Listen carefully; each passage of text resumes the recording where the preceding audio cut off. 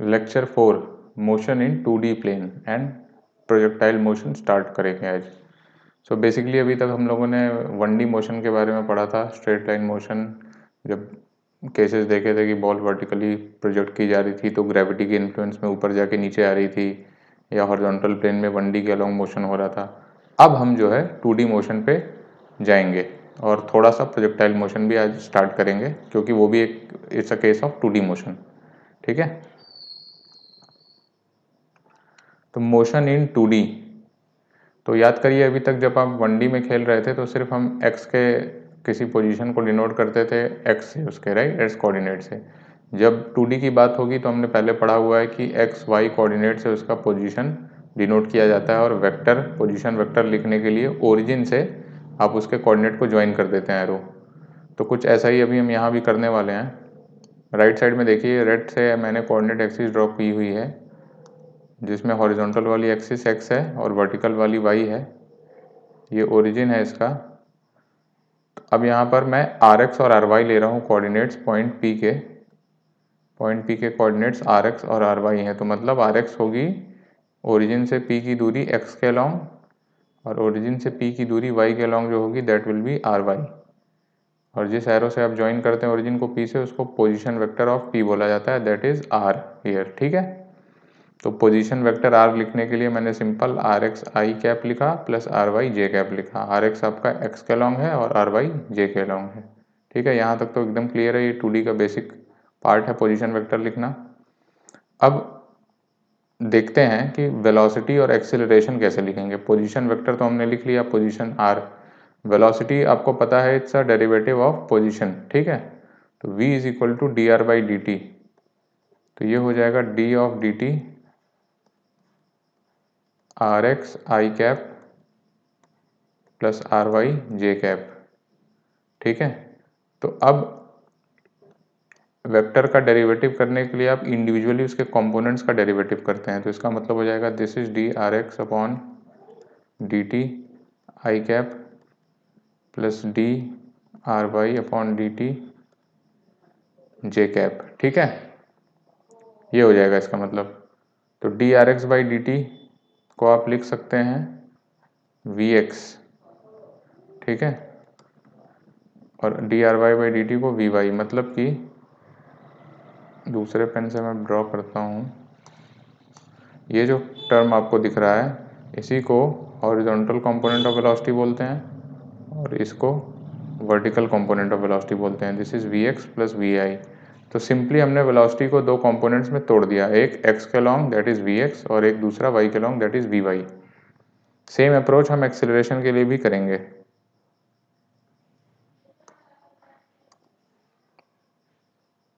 Acceleration क्या है अपना d v by d t, तो d of d t velocity vector v क्या है मेरा v x i cap plus v y j cap. ठीक है, तो ये हो जाएगा d of d t v x i cap plus d of d t v y j cap. ठीक है, वी वाई और वी एक्स यहाँ पर मैग्नीट्यूड्स हैं राइट, इसीलिए मैंने उसके आगे आई कैप भी लिखा हुआ है। अगर आप सिंपली वी एक्स वैक्टर लिख देंगे इसका मतलब आई कैप उसमें इंक्लूड हो गया। इसको आप इस तरह से भी लिख सकते हैं। अब यहाँ पर आई कैप और जे कैप इंक्लूड हो गया, पर हम ऐसा नहीं लिख रहे हैं, इसको साइड में करिए। हमारा फॉर्मूला ये रहेगा वी एक्स और वी वाई मैग्नीट्यूड है, मतलब कि वो स्पीड्स हैं। ठीक है, तो सिमिलरली हम यहाँ पर भी इसको ए x i cap plus a Y j cap लिख सकते हैं। ये मेरा एक्सेलरेशन हो गया, इसको भी दो पार्ट में डिवाइड कर दिया। तो ये वाले पार्ट को बोला ए एक्स और इस वाले पार्ट को बोला A Y. This is X compo और दिस इज वाई कॉम्पोनेंट। ठीक है, ये मेरी बेसिक इक्वेशन बन गई पोजीशन की आर एक्स आर वाई में, वेलोसिटी की वी एक्स वी वाई में, और एक्सेलरेशन की ए एक्स ए वाई में। तो दोनों हमारे सब 2D में इक्वेशंस आ गई। तो हमको क्या करना होता है ऐसे क्वेश्चन सॉल्व करने के लिए, हमको अलग अलग इंडिविजुअली करना होता है। एक्स वाला अलग करेंगे, वाई वाला अलग करेंगे। तो in case of 2D motion we analyse the x and y component separately. दोनों अलग अलग सेपरेटली एनालाइज करेंगे और हमारी पूरी प्रॉब्लम सॉल्व हो जाएगी। क्यों ऐसा करते हैं? क्योंकि एक्स कंपोनेंट के जो एक्सीलरेशन, वेलोसिटी और पोजीशन है वो अफेक्ट नहीं करते वाई कंपोनेंट को, और वाई कंपोनेंट अफेक्ट नहीं करता एक्स कंपोनेंट को, दोनों इंडिपेंडेंट हैं। तो because both motions are independent, मतलब एक दूसरे पे डिपेंडेंट नहीं है। हमारे सिलेबस में एटलीस्ट यही है अभी, ठीक है, कि वाई कंपोनेंट से एक्स कंपोनेंट पे कोई इफेक्ट नहीं पड़ रहा और एक्स कंपोनेंट से वाई कंपोनेंट पे कोई इफेक्ट नहीं पड़ रहा, तो हम दोनों को इंडिविजुअल मोशन ट्रीट कर सकते हैं। तो क्या करना है, देखो सबसे पहले अगर मैं एक्स कंपोनेंट की तरफ जाऊं, एक्स कंपोनेंट या हॉरिजॉन्टल कंपोनेंट की तरफ मैं जाऊं, तो ये तो हमारा बेसिक है कि velocity is d r x by d t, a x हमारा क्या होता है d v x by d t. तो इसी को मैं एक चक्कर आगे चल के अगर डी वी एक्स को मैं लिख दूं ए एक्स ऑफ डी टी, और फिर दोनों तरफ इंटीग्रेट कर दूं इसको यू एक्स और वी एक्स में, जैसा 1D में किया था बिल्कुल वैसा ही चल रहा है। तो ये फॉर्मूला कुछ बन जाएगा v x minus u x is equal to a x t. तो ए पे इसमें कांस्टेंट बना हुआ है, तो ये आप लिख लीजिए फॉर कांस्टेंट एक्सीलरेशन, है ना, इसमें ब्रैकेट में लिखिए since a x is equal to constant, a x is equal to constant, a y is equal to constant, दोनों कंपोनेंट कॉन्स्टेंट है, एक्सेलरेशन आपका कॉन्स्टेंट है, तो हम इक्वेशन डिराइव कर रहे हैं। वी एक्स आपका हो जाएगा final velocity in x direction, और ये हो जाएगा initial velocity in x direction. तो फाइनली आपकी इक्वेशन बन जाएगी v x is equal to you x plus A x t, और ये हमारा बिल्कुल हूबहू 1D मोशन की तरह बन गई, जिसमें कि वी रिप्लेस हो गया वी एक्स से, यू रिप्लेस हो गया यू एक्स से, और ए रिप्लेस हो गया ए एक्स से, मतलब कि एक्स कंपोनेंट को हमने सारा एक साथ ले लिया, तो फर्स्ट इक्वेशन ऑफ मोशन मेरी बिल्कुल वही बन गई जो 1D में बनी थी।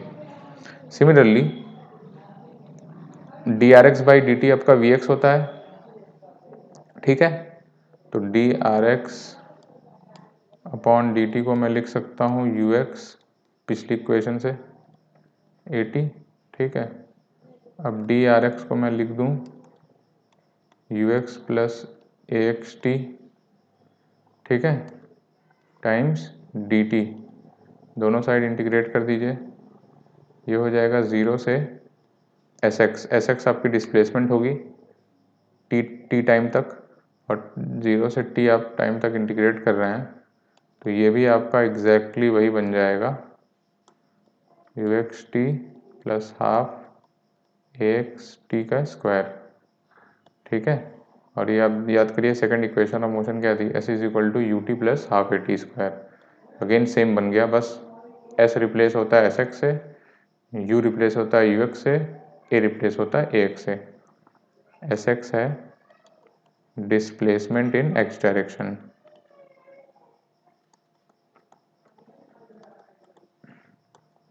Till time equal to t, ठीक है।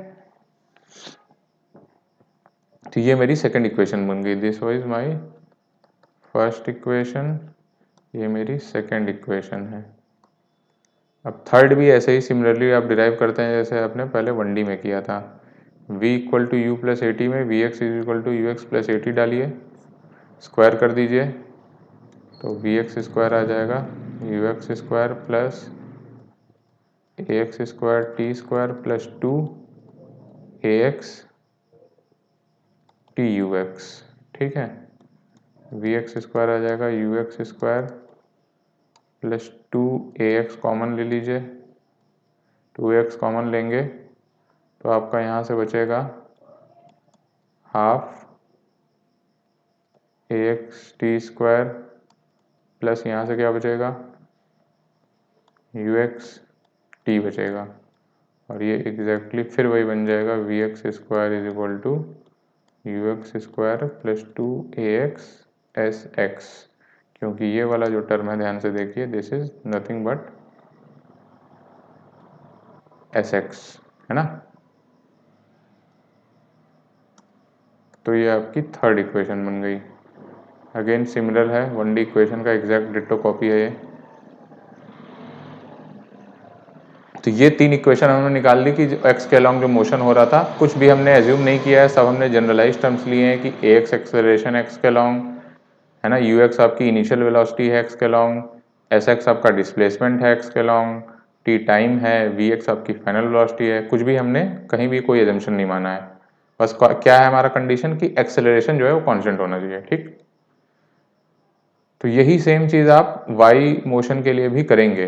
Above equations are same as what we studied earlier 1D straight line motion equations. ठीक है, 1D स्ट्रेट लाइन मोशन की इक्वेशन जो हमने पढ़ी थी वो एग्जैक्टली सेम है। इसका मतलब क्या है कि जो हमारा 2D मोशन है उसको हम दो 1D मोशन में बांट सकते हैं, राइट, एक एक्स के लॉन्ग एक वाई के लॉन्ग। तो दो स्ट्रेट लाइन मोशन अलग अलग हो जाएंगे जो कि इंडिपेंडेंट ऑफ ईच अदर होंगे, और यही करने का इनका तरीका है।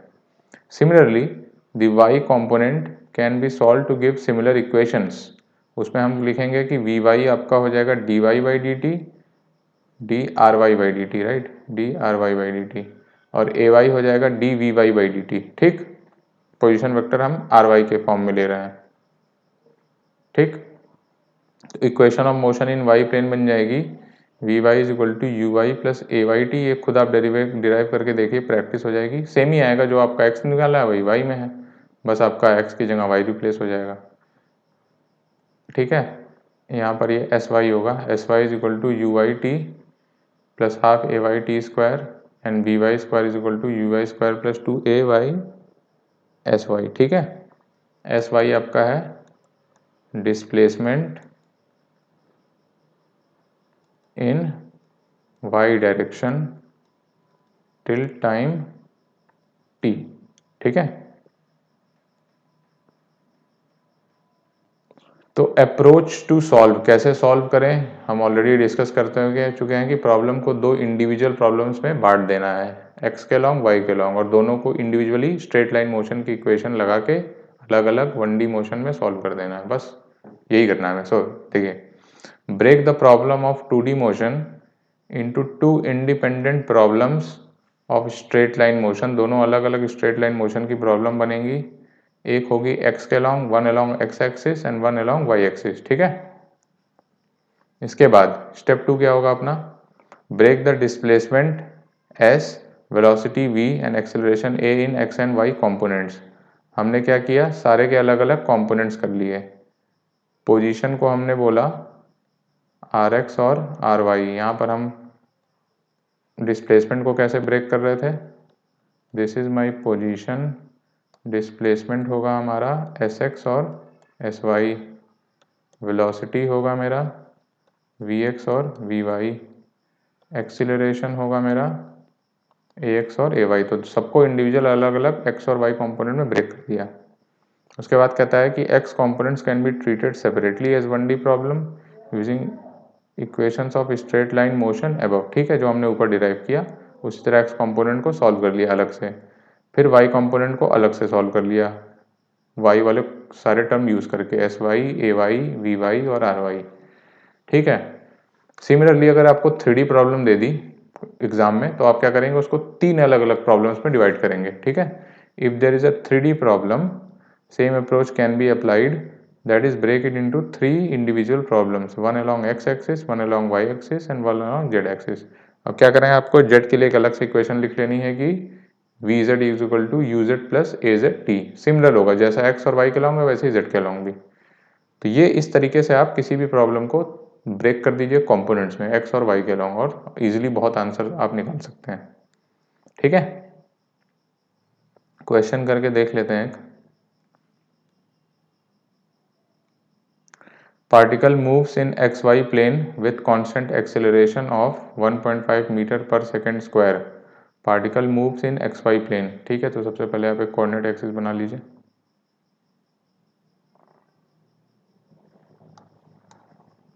Straight line. ठीक है, सपोज करिए ये आपका प्लस एक्स डायरेक्शन है, ये आपका प्लस वाई डायरेक्शन है, दिस इज योर ओरिजिन। तो इनिशियली ये कह रहे हैं कि पार्टिकल जो है constant in direction making angle 36 degree with the x axis. Acceleration constant है और वो 37 डिग्री अलोंग एक्स एक्सिस है। ठीक है, तो ए आपका कुछ यूँ दिया हुआ है, ये आपका ए एक्स होगा और ये आपका ए वाई होगा। एरो के साइज भी अगर आप दिखाना चाहते हैं सेम तो आप दिखा सकते हैं, not a big deal. This is your A X, this is your A Y और ये एंगल 37 डिग्री है। ठीक है, at T is equal to 0 मान लेते हैं, ओरिजिन वाला टाइम है, T is equal to 0, particle is at origin दिया ही है and velocity is at 8 metre per second along x axis. Initially इसकी वेलोसिटी 8 मीटर पर सेकेंड है, तो ये क्या दिया हुआ है, यू एक्स दिया हुआ है 8 metre per second. You Y कितना होगा, 0 है क्योंकि ये एक्स के लॉन्ग है। तो this u x is equal to 8। ठीक, find velocity and position at time t equal to 4.5 second. ये इसका एक्सीलरेशन है, दिस इज 37 डिग्री। तो सबसे पहले आप इसके कंपोनेंट्स कर लीजिए एक्सीलरेशन के। ठीक है, वेलोसिटी का कंपोनेंट तो समझ में आ गया राइट, कि 8 मीटर पर सेकंड अलोंग एक्स एक्सिस दिया, इनिशियल वेलोसिटी यू एक्स, तो यू वाई आपका 0 होगा क्योंकि एक्स के अलोंग है पूरी वेलोसिटी। अब एक्सेलरेशन के कंपोनेंट, तो ए एक्स हो जाएगा आपका ए कॉस 37, ए वाई हो जाएगा ए साइन 37। अब 37 वाला निकालने के लिए आपको एक स्टैंडर्ड ये याद होना चाहिए, राइट एंगल ट्रायंगल बना लीजिए। ठीक है, और ये 37 जब होता है तो this is your 3, this is your 5 and this is your 5, 3 4 5 ये स्टैंडर्ड है। ठीक है, तो ए कॉस 37 हो जाएगा ए इंटू, ए की वैल्यू डाल दीजिए, कितना दिया हुआ है, what is a here, 1.5, so 1.5 times cos 37 will be 4/5, ये हो जाएगा 1.2 metre per second square. Similarly ए वाई कितना हो जाएगा, 1.5 इंटू 3/5। ठीक है, ये हो जाएगा 0.9 मीटर पर सेकेंड स्क्वायर। अब आपका दो अलग अलग प्रॉब्लम बन गई जिसमें कि यू एक्स दिया है, ए एक्स दिया है, यू वाई दिया है, ए वाई दिया है।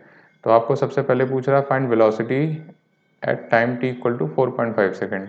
तो आप पहले वी एक्स निकालिए, वी एक्स होगा यू एक्स प्लस ए एक्स टी, कितना हो जाएगा ये, what is u x, 8 plus A x कितना है 1.5, टाइम कितना है 4.5, तो ये आप निकालो कितना आएगा,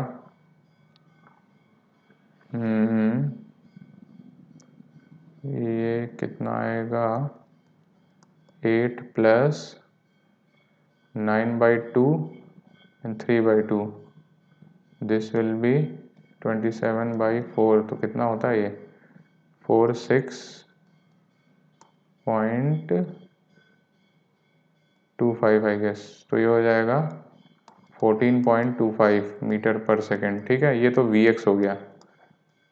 अब वी वाई निकालने के लिए क्या फॉर्मूला अप्लाई करेंगे, वी वाई हो जाएगा u y plus a y t, u y 0 है, ए वाई आपका पता है 0.9, सॉरी ये 1.5 नहीं है, I beg your pardon, this is not 1.5, this is 1.2, मैंने 1.5 डाल दिया।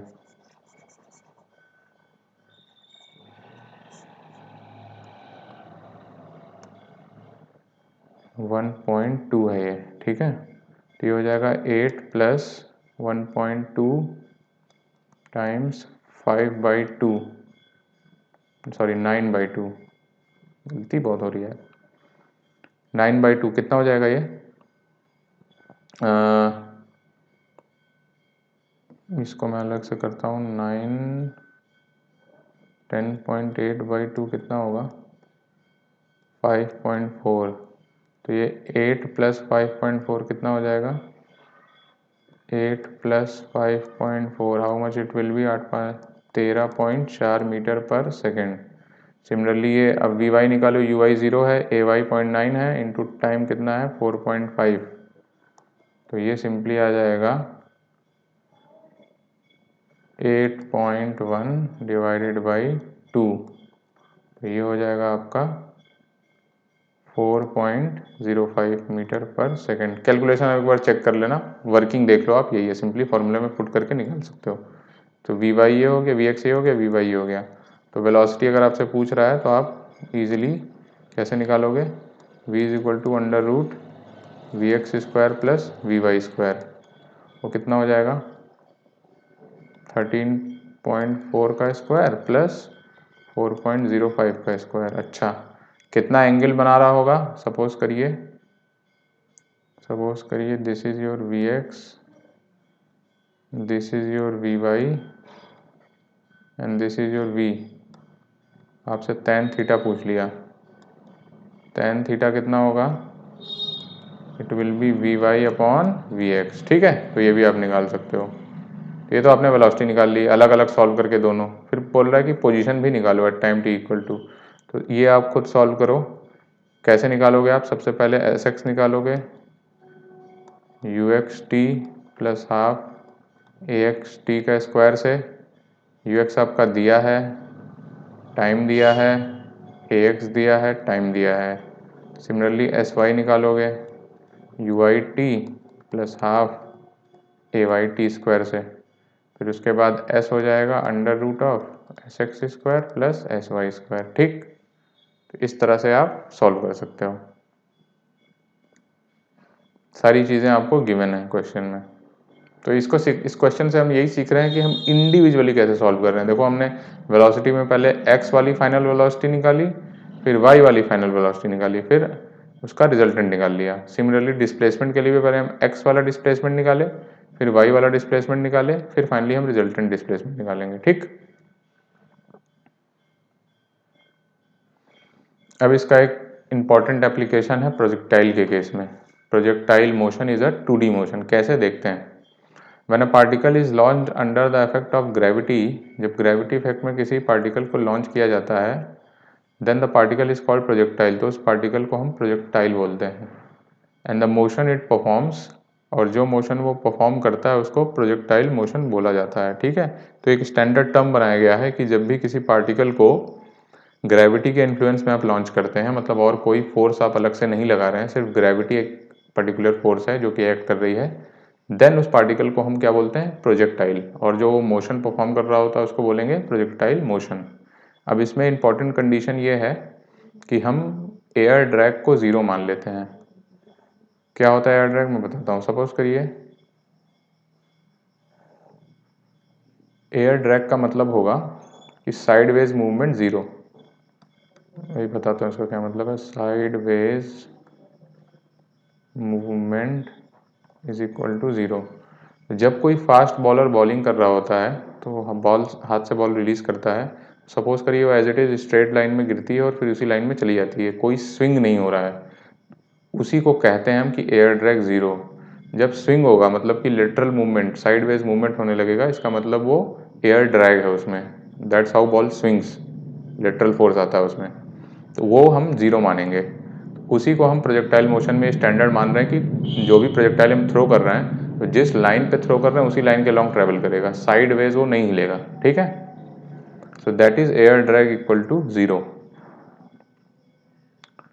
तो प्रोजेक्टाइल मोशन बन जाता है 2D मोशन। क्यों, क्योंकि आप खुद सोचो ऐसे बॉल आप थ्रो कर रहे हो तो एक तो लाइन ऑफ मोशन हो गई, उसको एक एक्सिस ले लो, और जितनी हाइट पे उसी लाइन के अलॉन्ग दो वर्टिकल वाली उसकी दूसरी एक्सिस हो जाएगी। तो ये मैंने कुछ बॉल को ऐसे यहाँ से यू से अगर फेंक रहे हैं तो एक तो इसकी लाइन ऑफ मोशन ये वाली हो गई एक्स, और इससे वर्टिकल वाली वाई हो जाती है। So motion is in x y axis, hence is a 2D motion.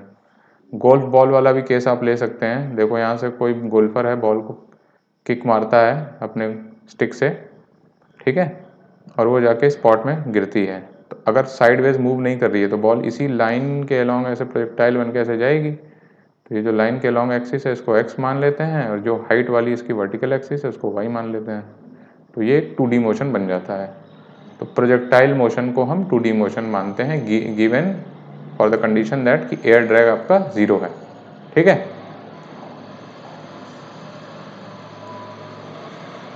अब थोड़ा सा इसके इक्वेशंस डिराइव करते हैं। Application of motion in 2D plane that is projectile motion. देखिए ये आपका एक्स वाई सिस्टम दिया हुआ है, this is horizontal is x और वर्टिकल वाली वाई, ये आप ओरिजिन मान लीजिए। बहुत सिंपल है, कोई इसमें कुछ भी रॉकेट साइंस नहीं है, सब दो दो लाइन में आ जाएगा। देखते हैं कैसे। तो यहाँ से प्रोजेक्टाइल लॉन्च होता है कुछ u से, u आपकी इनिशियल वेलोसिटी है, u is initial velocity. u velocity से लॉन्च किया जाता है थीटा एंगल पे, theta is angle with plus x, ठीक है। u से मैंने इसको लॉन्च किया, फिर ये ऊपर ऐसे कुछ मैक्सिमम हाइट पे जाता है, फिर नीचे आके यहीं पे गिर जाता है, ठीक है। ये इसका मोशन का पाथ हो गया। तो जो ये मैक्सिमम हाइट अटेन करता है एक्स एक्सिस से, उसको हम लोग h बोलते हैं, h is the maximum height. दूसरा, जितनी डिस्टेंस ये एक्स के लॉन्ग कवर करता है गिरते वक्त, राइट। देखो यहाँ से लॉन्च हुआ, एकदम ऐसे आके यहाँ पे पहला स्ट्राइक जो करेगा वो उसको रेंज बोलते हैं, ना कि ये फाइनली एक टिप्पे पे खा के कितने बार, उसको नहीं। हम जो फर्स्ट स्ट्राइक होता है वहाँ पे रुक जाते हैं, दैट इज रेंज, ठीक है। कहाँ से लॉन्च हुआ, कहाँ पे जाके गिरा, तो ये हो जाती है रेंज, जो कि हॉरिजॉन्टल डिस्टेंस कवर्ड होती है। हॉरिजॉन्टल मतलब प्लस एक्स के लॉन्ग। एक्सेलरेशन क्या एक्ट करेगा इसमें, कांस्टेंट, दैट इज जी। हमने बोला था ना प्रोजेक्टाइल होगा कि under the influence of gravity, तो जी इसमें कांस्टेंट है और कोई फोर्स नहीं है इसमें, ठीक है। हॉरिजॉन्टल के लॉन्ग कोई फोर्स नहीं है। तो इसको सॉल्व करने के लिए अगेन हम इसको ब्रेक करते हैं दो प्रॉब्लम्स में, इंडिविजुअल प्रॉब्लम्स में, एक्स और वाई के along separately. So we assume two projectile, ठीक है। We assume two projectiles one performing vertical motion, एक को हम मान लेते हैं कि वर्टिकल मोशन कर रहा है with u y is equal to u sign theta. क्यों, क्योंकि देखो इनिशियल वेलोसिटी यू हमने थीटा के लॉन्ग दी थी, तो उसका कंपोनेंट अगर करेंगे तो हॉरिजॉन्टल वाला कंपोनेंट आएगा यू कॉस थीटा, वर्टिकल वाला आएगा यू साइन थीटा। अब मेरी दो अलग अलग इंडिविजुअल प्रॉब्लम बन गई, एक जो वर्टिकल प्लेन में ट्रैवल कर रही है, अब इसको एज्यूम करिए कि दो सेपरेट बॉल्स हैं, इसको दो सेपरेट बॉल्स में एज्यूम कर लो आप। एक जो प्लस वाई के लॉन्ग ट्रैवल कर रही है सिर्फ कुछ यूं, तो इसकी यू हो जाएगा यू साइन थीटा से जा रही है और जी पे इस पे एक्ट हो रहा है। दूसरी बॉल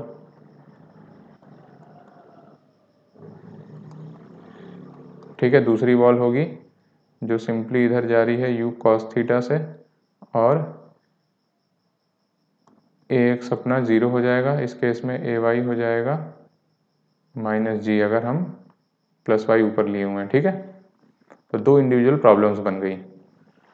तो we assume two projectiles, one performing vertical motion with u y is equal to u sign theta, ठीक है, यू वाला component u sign theta, and a y is equal to minus g, another horizontal motion with u x is equal to u cos theta. देखो यहाँ पर हमने दिखाया है u cos theta and a x is equal to zero, ठीक है। अब दोनों को आप फाइनली सुपर इम्पोज कर देंगे। जैसे वेलोसिटी आपसे पूछेगा तो इससे वी एक्स इससे वी वाई निकालोगे, इससे वी एक्स निकालोगे, फिर रिजल्टेंट ले लोगे। डिस्प्लेसमेंट पूछेगा, इससे डिस्प्लेसमेंट एस वाई निकालो, इससे डिस्प्लेसमेंट एस एक्स निकालो, अगेन सुपर इम्पोज कर दो, रिजल्टेंट निकाल लो। तो इसी चलन से हम पूरा क्वेश्चन सॉल्व कर लेंगे। We can then apply equations of motion to horizontal and vertical motion separately, जैसा कि हमने पीछे देख चुके हैं। अलग अलग दोनों को सॉल्व कर लेंगे। तो चलिए थोड़ी सी इक्वेशंस डिराइव करते हैं। सबसे पहले आते हैं कुछ टर्म्स के बारे में जान लेते हैं। देखो एक्स कंपोनेंट में क्या मिला हमें, इनिशियल वेलोसिटी यू एक्स हमें दी हुई है u cos theta. U x का मतलब initial velocity along x, u cos theta, क्यों, क्योंकि कुछ ये था प्रोजेक्टाइल हमारा, plus x plus y, this is my u, this is my theta, तो ये वाला हो जाएगा यू कॉस थीटा और ये हो जाएगा यू साइन थीटा, ठीक है। तो यू एक्स हो जाएगा यू कॉस थीटा और ए एक्स हमारा ज़ीरो है, ये बहुत acceleration along x direction is zero. Y component में यू वाई अपना यू साइन थीटा है, ये वाला वर्टिकल कंपोनेंट, और ए वाई अपना माइनस जी है, क्योंकि हमने प्लस वाई वर्टिकली अप लिया हुआ है। और दूसरी चीज़ ओरिजिन हमने नीचे माना हुआ है, ओरिजिन ये ओरिजिन है, ओरिजिन इज एट ग्राउंड लिख लीजिए, ओरिजिन इज एट ग्राउंड। ठीक है, यहीं से हम नाप रहे हैं क्योंकि ज़मीन से ही बॉल को फेंका गया है तो सारी चीज़ें ज़मीन से मेज़र करना आसान होगा। ये अपना h हो जा रहा था और ये वाला डिस्टेंस अपना r। सो सबसे पहला होता है कि टाइम ऑफ लाइट क्या होता है। So time taken for the projectile to complete its motion is time t। तो यहाँ से आपने ओरिजिन से लॉन्च किया इसे, ये ऊपर जाता है, ऊपर जाके नीचे आके ज़मीन पे यहाँ पे हिट करता है, जो पहली बार हिट करेगा वहाँ तक के टाइम को हम बोलते हैं t। ठीक है, so time taken for projectile to complete its motion, उसको बोला जाएगा टाइम ऑफ लाइट। h क्या होता है, h हमने ऑलरेडी देख चुके हैं कि जो मैक्सिमम हाइट ये रीच करता है, मैक्सिमम हाइट रीच। रेंज क्या होता है, रेंज होता है जो मैक्सिमम हॉरिजॉन्टल डिस्टेंस एक कवर करता है पहली बार गिरते समय। ठीक है, मैक्सिमम हॉरिजॉन्टल डिस्टेंस, ठीक है, वो उसकी रेंज हो जाती है। तो तीन टर्म हमें देखे, time of light, projectile launch होता है फिर ज़मीन पे आके जिस टाइम पे गिरेगा वहाँ तक का time is time of light, और मैक्सिमम हाइट क्या होगा, जो मैक्सिमम हाइट वो अटेन करेगा अपने पूरे फ्लाइट में। थर्ड है रेंज, रेंज क्या होगा कि जितना वो हॉरिजॉन्टली डिस्टेंस कवर किया गिरने तक में, that is the range. In projectile motion horizontal component of velocity remains constant. क्यों, क्योंकि ax आपका 0 होता है, तो ux is equal to constant हो जाता है ना। सो d क्यों, क्योंकि dux बाई dt क्या होगा, ax होगा, और ax 0 है तो इसका मतलब u कांस्टेंट हो गया, ux is equal to constant. जब किसी डायरेक्शन में एक्सेलरेशन 0 होगा तो ऑब्वियसली उस डायरेक्शन की वेलोसिटी क्या होगी, कांस्टेंट। तो ये इंपॉर्टेंट टर्म आता है, horizontal component of velocity remains constant, हमेशा ux रहेगी।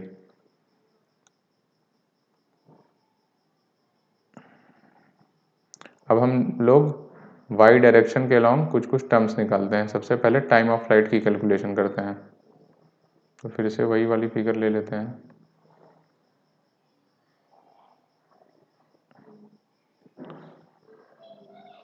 ये कुछ u से लॉन्च होता है थीटा एंगल पे, u कॉस थीटा ये वाला होगा, u साइन थीटा ये वाला होगा। अच्छा देखो, this is plus y, this is plus x, तो टाइम ये वाला टाइम t होगा, t is equal to T.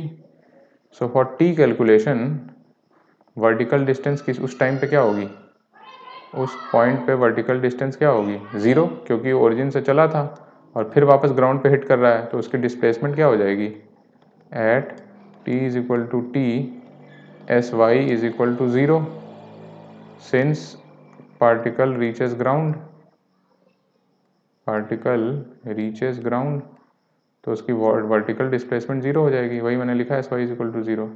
अब एस वाई का फॉर्मूला क्या है, u y t plus half a y t का स्क्वायर, टी अपना गिवन है, T is equal to T,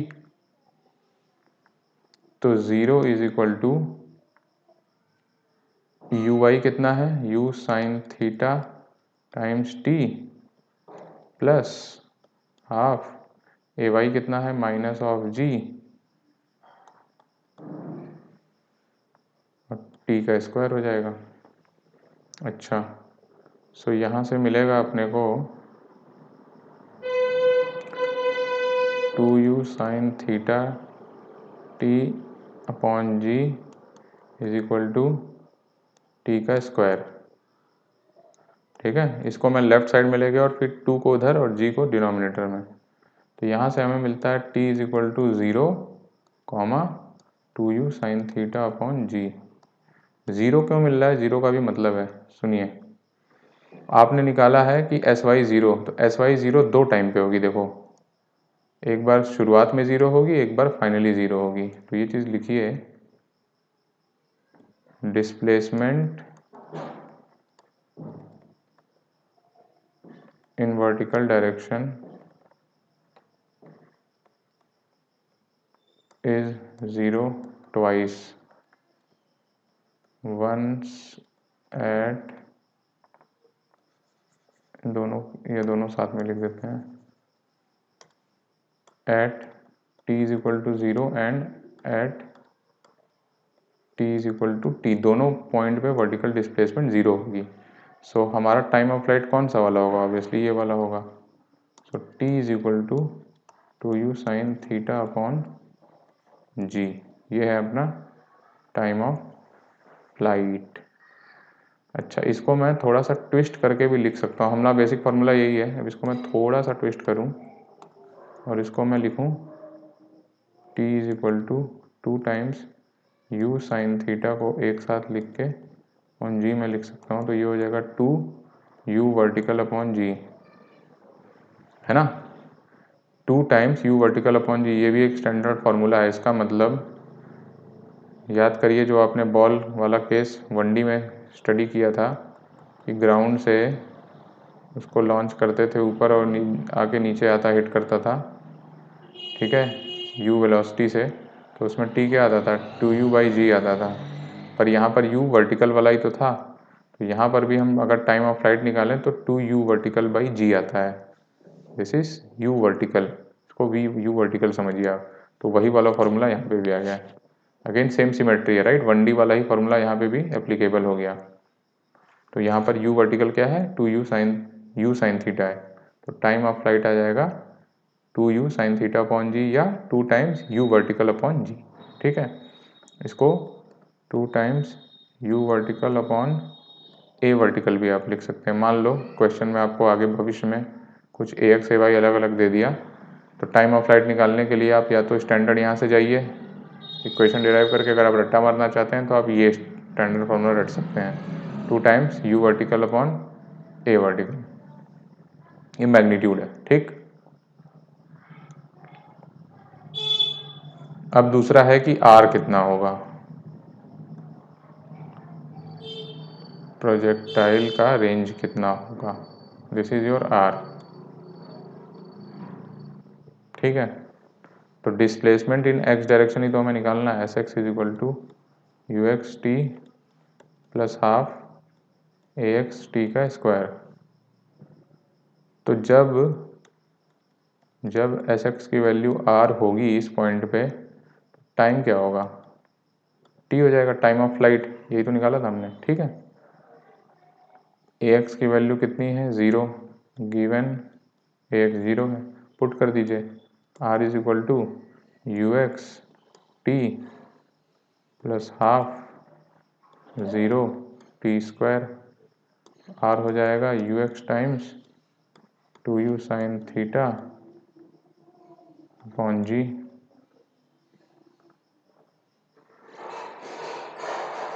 U X कितना है? u cos theta 2u sine theta upon जी, तो ये हो जाएगा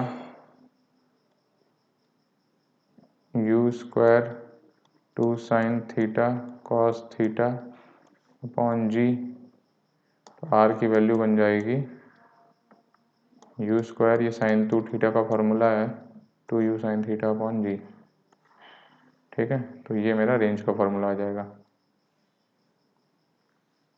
u square sign 2 theta upon जी।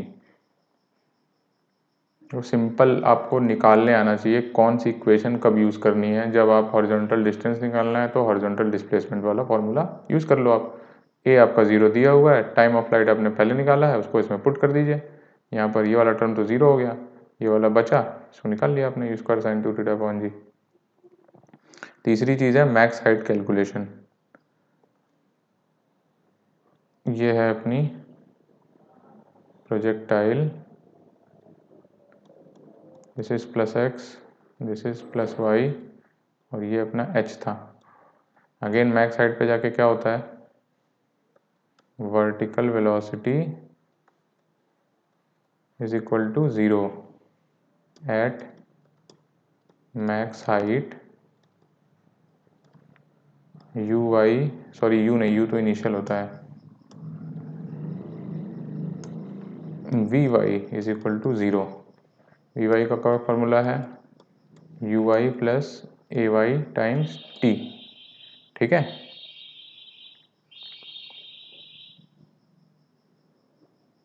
जिसमें हमें टी भी वेरिएबल आ रहा है, तो हम लोग ये इक्वेशन नहीं यूज़ करेंगे, हम लोग यूज़ करेंगे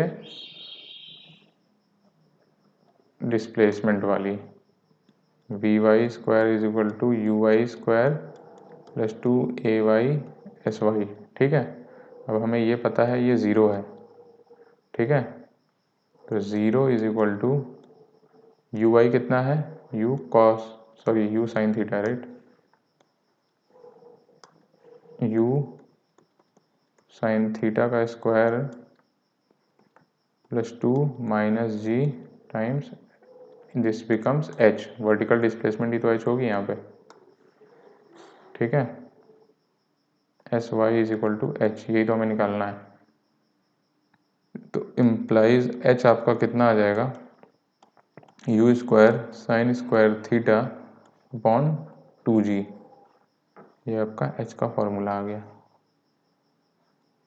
अगेन आपको वर्किंग देखनी है, कौन सी इक्वेशन यूज़ करेंगी वो फार्मूला आ जाए। आपको पता है मैक्सिमम हाइट पे जाके वर्टिकल वेलोसिटी ज़ीरो हो जाएगी, तो आपको एस वाई निकालना है, सिंपली इस इक्वेशन में पुट करिए, निकाल लीजिए।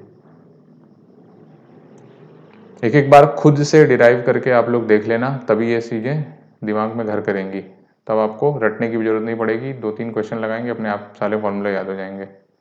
रट्टा कुछ भी मारने की कोई ज़रूरत नहीं है, कोई ऐसा कोई रॉकेट साइंस किसी में है नहीं, सब 2-2 लाइन के इक्वेशन है, सब बहुत प्यार से हो जाएंगे।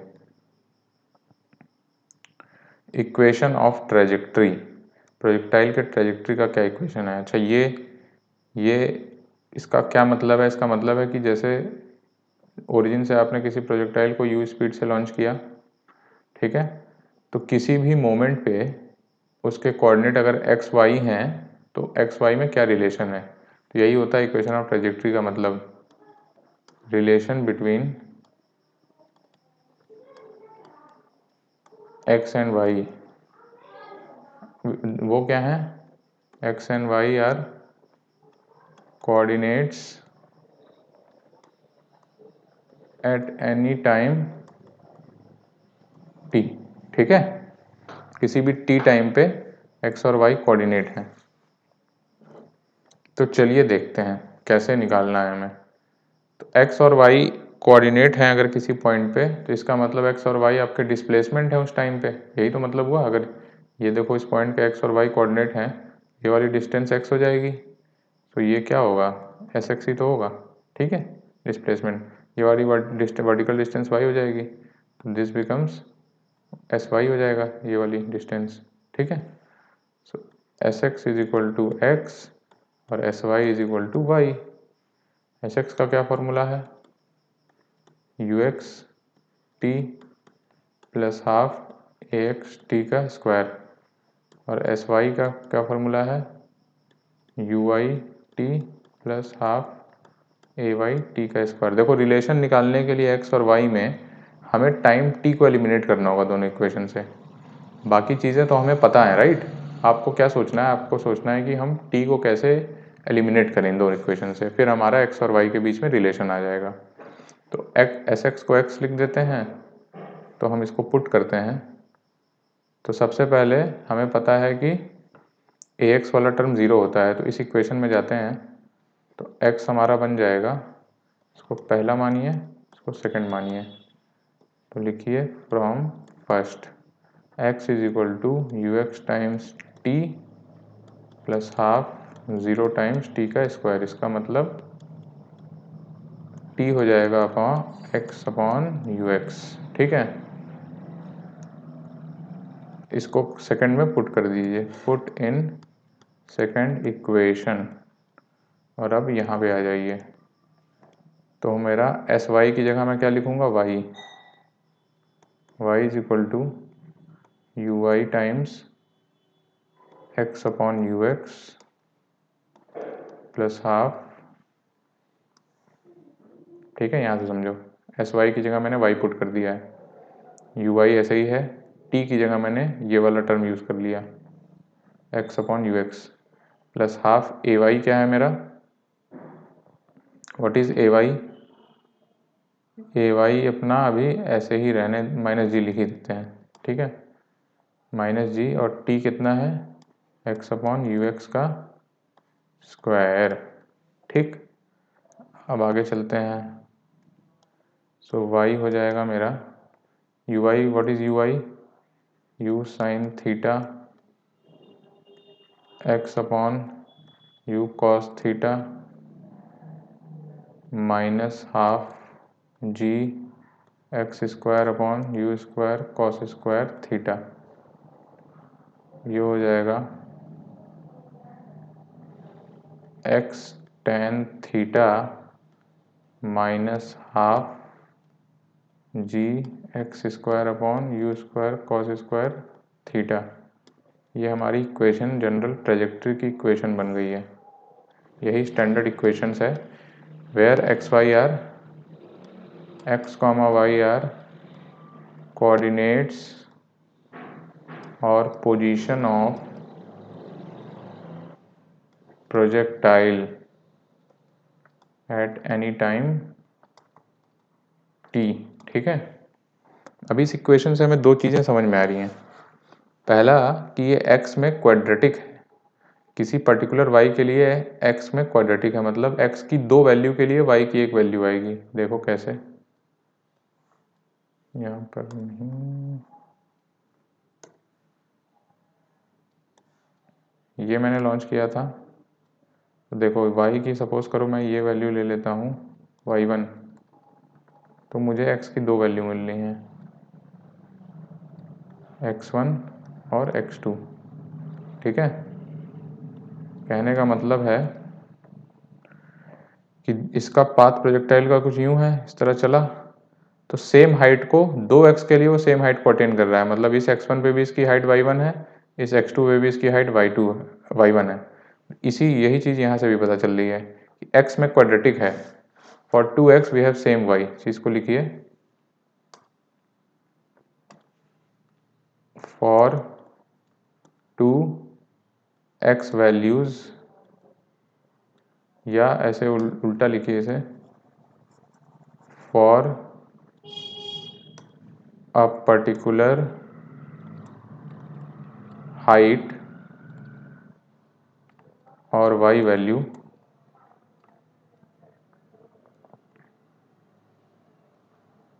वी हैव 2x वैल्यूज, मतलब कि हॉरिजॉन्टली दो ऐसी पोजीशंस होंगी जिन पे सेम हाइट होगी। ठीक है, अब since above equation is quadratic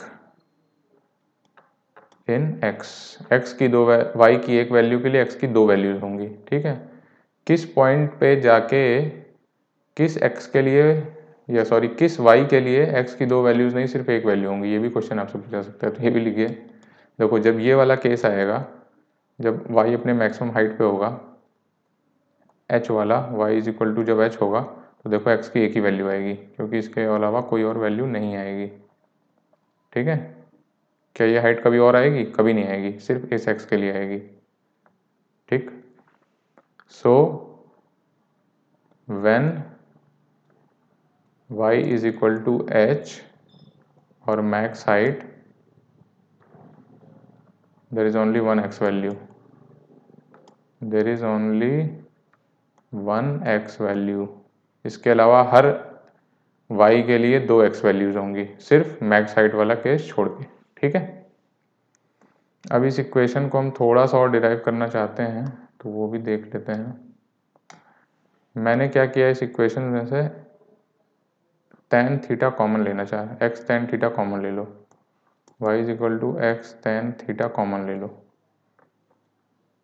यहाँ बचेगा 1, यहाँ बचेगा minus half g x square upon u square cos square theta, ये तो एज इट इज़ रहेगा, और ये एक्स tan थीटा हम क्योंकि कॉमन लिए हैं, तो यहाँ भी 1 ऑफ एक्स tan थीटा कर दो।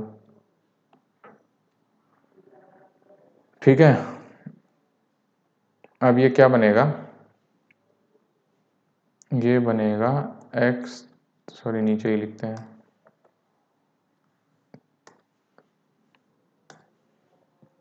ये बनेगा y is equal to x tan theta 1 minus half times g, x से स्क्वायर एक कैंसिल हो जाएगा, एक्स बचेगा, अपॉन यू स्क्वायर भी एज इट इज़ रहेगा। अब ये कॉस इंटू कॉस है, ये साइन बाई कॉस है, तो ये बचेगा you square cos theta into sine theta. ठीक है, देखो साइन थीटा क्या होता है, sign theta upon cos theta, एक नीचे वाला कॉस इस स्क्वायर को उड़ा देगा, तो यहाँ बचेगा कॉस, यहाँ बचेगा साइन। ठीक है, और एक्स तो अपना एक इसके स्क्वायर को उड़ा चुका है। अब ये बन जाएगा x tan theta 1 minus g x upon 2 cos theta sin theta. इसको मैं कलेक्ट कर ले रहा हूँ और इसको लिखूंगा साइन 2 थीटा। ठीक है, तो ये मेरा फाइनली फॉर्मूला बनेगा u square sin theta upon g क्या होता है, आर होता है शायद, एक बार ऊपर जाके देख लेते हैं किसका फॉर्मूला है, ये आर है मेरे ख्याल से। हाँ, u square sin theta upon g is R. तो ये चीज़ लिखते हैं यहाँ पे, u R is equal to u square sign 2 theta upon जी। तो उसी की मदद से हम यहाँ पे लिख सकते हैं कि y is equal to x tan theta 1 minus x upon r. ठीक है, ये मेरा इसका भी, इससे भी जनरलाइज्ड इक्वेशन आ गया। ये देखो यहाँ पर दिख रहा है x में क्वाड्रेटिक,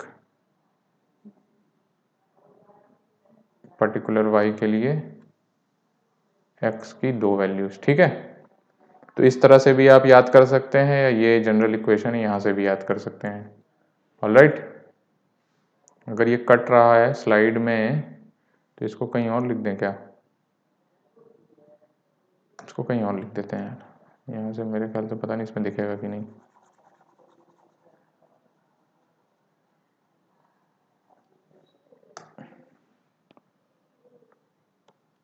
यहाँ से इम्प्लाई करेगा y is equal to x tan theta 1 minus x upon r. ठीक है, ये लो, ये बन गया अपना फॉर्मूला।